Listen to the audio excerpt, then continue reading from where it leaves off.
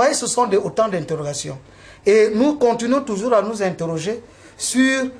on nous a fait comprendre qu'ils avaient déjà composé le bureau. Un autre exemple, le conseiller Edou Ovono Célestin, qui est actuellement vice-président du Conseil économique et social. Premièrement, Edou Ovono Célestin n'est pas délégué, parce que pour participer au synode, il faut avoir été envoyé par les paroisses. Aucune paroisse n'a délégué Edou Ovono Célestin. Il était invité. Par conséquent, il a une voix consultative. Deuxièmement, il n'était même pas invité officiel. Il était un invité, mais un invité genre colmaté, c'est-à-dire récupéré, parce que dans la convocation officielle, son nom ne figurait pas. Et contre toute attente, il s'est retrouvé premièrement bombardé au bureau de la modérature. Le synode a rejeté cela. Deuxième chose, il se retrouve bombardé vice-président laïque de l'église évangélique du Gabon. Or, pour être vice-président, il faut d'abord avoir été délégué au synode. Et pour être délégué au synode, oui, mais il faut passer au Conseil national. Il n'est pas passé, il n'est pas membre du Conseil national. Mais comment se fait-il que quelqu'un qui n'est pas membre du Conseil national, il se retrouve au bureau du Conseil national? Vous voyez autant des irrégularités, de violations que nous disons aujourd'hui. Les dés étaient pipés, les forces politiques étaient là parce qu'il y a des lobbies. Le premier lobby ici, c'est le lobby politique. Nous savons que Glissant Assoumezan a été soutenu par les députés de canton Keskumomboa, Vincent Lamagna. Et Vincent Lamagna, c'est l'un des filleuls du président du Conseil national de la communication, Emmanuel Ondometo. Nous savons, et avec des preuves, que le ministre René de Mesorbian a débloqué une somme de plus de 50 millions qu'il a donné à sa sœur. Nous avons vu sa sœur distribuer de l'argent comme des bouts de pain pour acheter des dizaines de voix qui ont fait l'écart.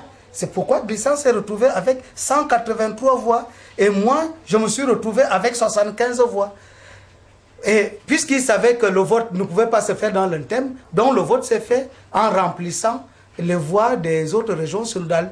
Donc, dès que le goût est estuaire, ils ont divisé le goût et Vindo en deux. Et puis, le Wallentem, qui est la région synodale natale du pasteur Clément Obameju, a fait le plein. C'est pourquoi on ne nous a même pas permis d'aller au second tour, comme le secrétaire général de la CEVA l'a dit. On ne nous a pas permis d'aller au second tour. Directement, on nous dit, bon, puisque les trois sont déjà là désignés au Conseil national, regardons seulement le nombre de voix. Bon, nous constatons que Glissant a 183 voix, suivi du pasteur Rostand qui a 75 voix. Considérons que Glissant Assoumezan est président de l'église évangélique du Gabon.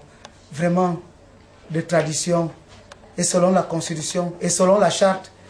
Ce qui m'écoeure, c'est que c'est la CEVA qui est signataire de la charte depuis 1997. Or, la charte est considérée comme un traité international. Un traité international est supérieur à un traité local. La Constitution est un traité local. Et on aurait quand même pu privilégier la charte.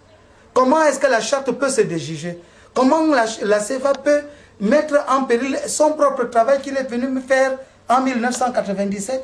Dans ce cas, nous pensons que la CEVA et les hommes politiques et les lobbies maçonniques qui ont beaucoup influencé aujourd'hui, c'est pourquoi le pasteur président régional a été très dur.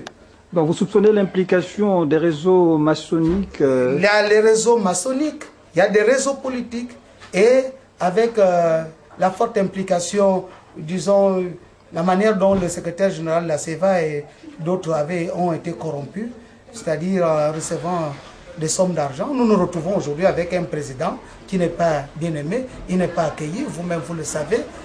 Tout le peuple de Dieu, l'Église dans l'entièreté, que ce soit le Conseil supérieur des affaires islamiques, que ce soit l'Église catholique, que ce soit les protestants de toute obédience, ils ne se reconnaissent pas dans ce qui a été fait. Et ça, c'est comme ça jette de nouveau le pauvre dans notre église. On a connu des tensions à la limite fratricides dans l'église évangélique du Gabon, des affrontements à coups de feu, à l'arme blanche et au canon naturellement. Et là, vous n'êtes pas prête à rallumer le feu dans l'église. Qui l'a fait en 1992? C'est le pasteur Jean-Jean Douin-Paré, nous avons son dossier. Il a fait plusieurs fois la prison. Ben, lorsque je parle en ce moment, ce n'est pas pour remettre en question ou bien en cause l'unité de l'église évangélique Gabon, loin de là. Mais je dis que ce qui a été fait a été fait. Le vin est tiré, vous le buvez? Bon, il va falloir que... moi, je suis courageux, je vous parle avec aise. Je suis très naturel, très détendu. Et vous comprenez que pour moi, ce sont des situations qui arrivent.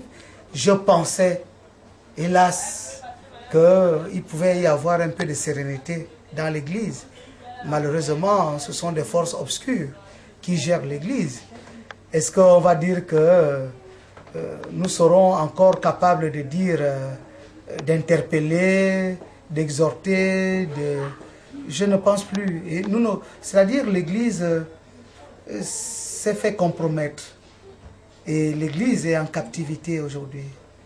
C'est Martin Luther qui le disait, c'est la grande captivité, la captivité babylonienne. Et d'où viendrait le secours, pasteur? Ben, le secours vient dans la prière. Nous restons là, toujours. Notre Dieu, c'est le Dieu de l'espérance. Nous pensons que ce qui est fait aujourd'hui, nous le prenons comme une leçon. Toutefois, chacun d'entre nous est interpellé à agir, parce que cela ne sert à rien de quitter l'église, d'abandonner le bateau. Si je me suis fait porter candidat pour apporter de l'ordre, et j'ai bénéficié d'une grande expérience parce que j'ai travaillé 1 an avec le défunt pasteur Jean-Noël Gouligendé. J'ai passé 4 ans et demi avec le pasteur président Jean-Marie Emanminko.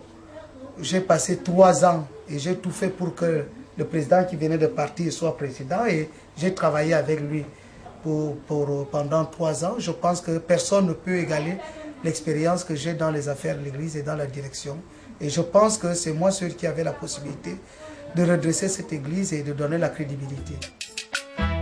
Alléluia.